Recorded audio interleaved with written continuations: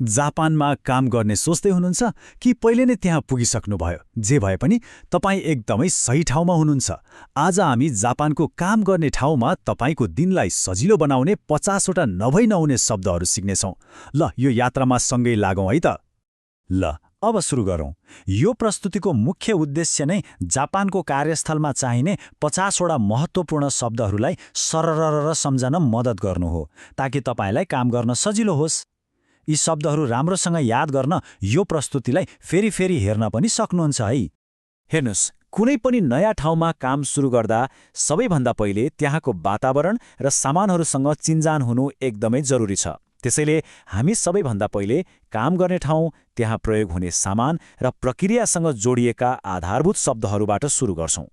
ल मसँगै दोहोऱ्याउनुहोस् है, ताकि सजिलै याद होस्। पहिलो शब्द छ गेन्बा, अर्थात् काम गर्ने ठाउँ। अब अर्को साग्यो, मतलब काम वा अपरेसन। त्यसै गरी तेन्केन, यो भनेको निरीक्षण।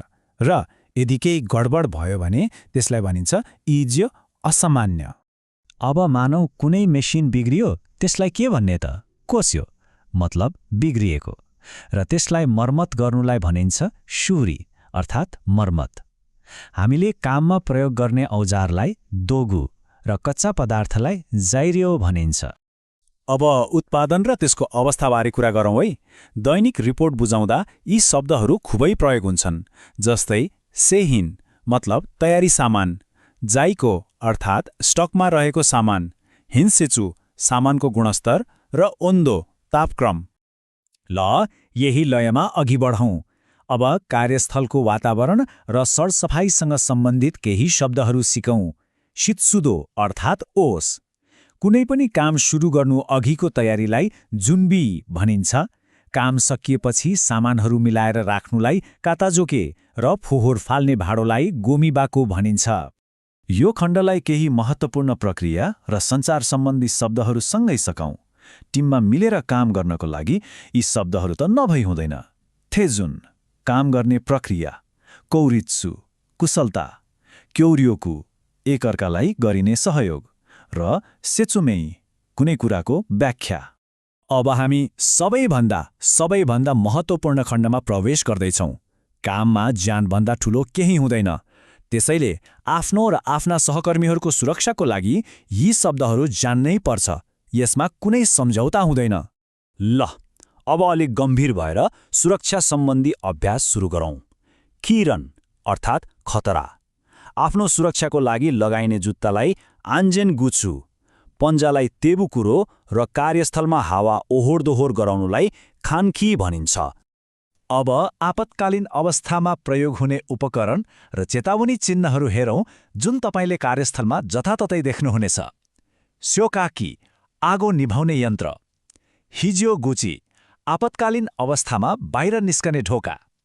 जताततै देखिने पहेँलो चिन्हमा लेखिएको हुन्छ चुई, अर्थात् सावधानी। र एकदमै महत्त्वपूर्ण खाकी गेन्किन, यसको अर्थ हो आगो बाल्न निषेध। यो सुरक्षा खण्डलाई सामान्य भौतिक खतरा र चेतावनीहरूसँग समाप्त गरौँ है। हिँड्दा ख्याल गर्नको लागि भनिन्छ आशिमोतो च्युई, खुट्टाको ख्याल गर्नु। माथिबाट केही खस्न सक्ने ठाउँमा लेखिएको हुन्छ जुजो च्युई, टाउकोको ख्याल गर्नु। भुइँ उबडखाबड भएको ठाउँलाई दान्सा र गहरो सामानलाई जिउर्यो बुचु भनिन्छ। सधैँ याद राख्नुहोस्, सुरक्षा पहिलो प्राथमिकता हो। अब जापानी कार्य संस्कृतिको एउटा एकदमै महत्त्वपूर्ण पाठ हो 5S को बारेमा कुरा गरौँ। यो केवल सरसफाइ मात्र होइन, यो कामलाई व्यवस्थित, छिटो र राम्रो बनाउने एउटा प्रणाली हो। यो कुशलता र गुणस्तरको लागि त झनै महत्त्वपूर्ण मानिन्छ। यो स्लाइडमा हेर्नुहोस् त, यी 5 सिद्धान्तहरूले एक अर्कालाई कसरी सहयोग गर्छन्। पहिलो हो सेहरी, अर्थात् काममा नचाहिने वस्तुहरूलाई छुट्याएर हटाउने। दोस्रो सेइटोन, चाहिने सामानहरूलाई सही ठाउँमा मिलाएर राख्ने ताकि खोज्दा तुरुन्तै भेटियोस्। तेस्रो सेइसो, आफ्नो कार्यक्षेत्र सफा राख्ने।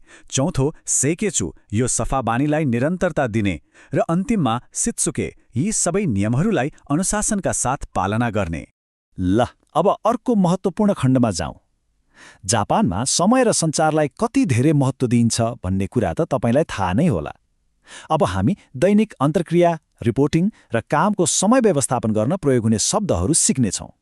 जापानमा कार्यस्थल सञ्चारको एउटा सुनौलो नियम छ जसलाई होरेन्सो भनिन्छ। यो सुन्दा एक प्रकारको साग जस्तो लागे पनि यसको अर्थ एकदमै महत्त्वपूर्ण छ। होकोको रिपोर्ट गर्ने, रेन्ड्राको सम्पर्क गर्ने र सौदान सल्लाह लिने। टिममा कुनै पनि असमझदारी हुन नदिन, यो त नभई हुँदैन। ल अब होरेन्सोका शब्दहरूलाई अभ्यास गरौँ।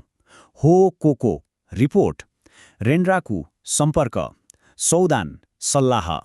र तपाईले कसलाई रिपोर्ट गर्ने, सम्पर्क गर्ने वा सल्लाह लिने हो त्यो व्यक्तिलाई तान्तो भनिन्छ, अर्थात् तपाईको इन्चार्ज। यो स्लाइडले दुईवटा विपरीत तर उत्तिकै महत्त्वपूर्ण कुरालाई कति राम्रोसँग देखाएको छ।